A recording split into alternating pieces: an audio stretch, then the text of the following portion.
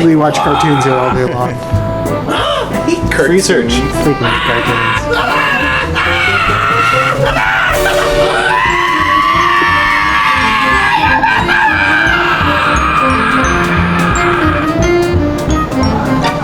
Because now, before we only had to concern ourselves. Like originally when they came out, they were less than a minute. Yeah, here's what happens, and then it's over, type of thing. You're like, boom, one joke, zinger, you're out. like one gag and you're out.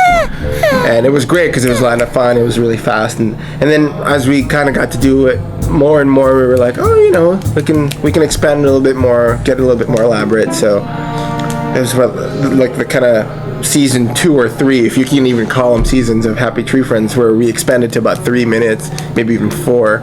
But now for the series, we're doing 7-minute episodes, and it's been a real challenge, just because to take something that was originally by concept was like a minute long, and just like kind of stretch it all out to 7, which was kind of tough.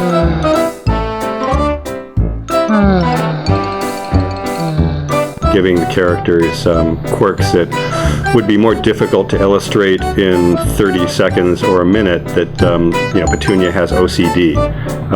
She'd have to spend her whole time cleaning up something until you really got that joke, and then that thing would have to kill her, like that. Not as satisfying as having a slower build and a big payoff. But I think the coolest part about it, and also again part of the challenge, is now we can actually do kind of more classic 3-arc stories, where we have kind of like the setup, and then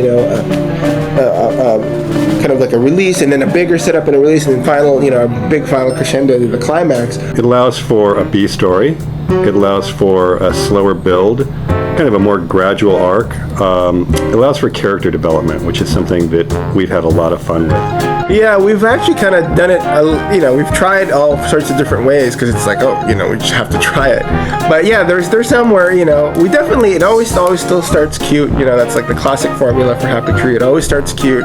We've had some episodes where something happens right at the beginning, and then you kind of go from there, and it just kind of, builds up from there and stuff like that.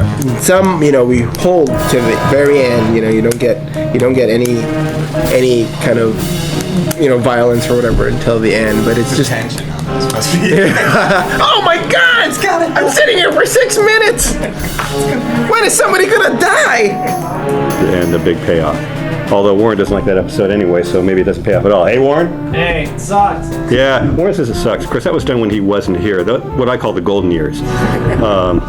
There's a few dark weeks, the dark ages, when chaos ruled the land. Yes, chaos. Chaos was good.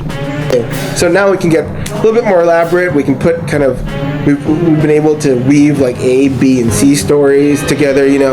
Russell's got his own story in this episode, and so does Mime, and then so does Nutty. But they all kind of come together anyways in the end. So that's been kind of cool. Hard.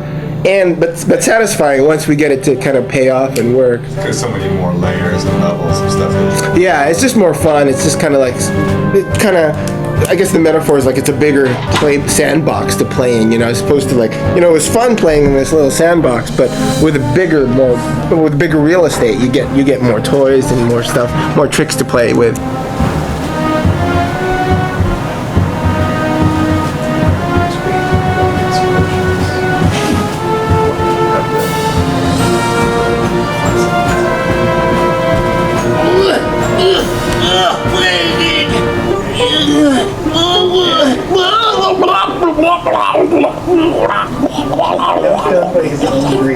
Yet again.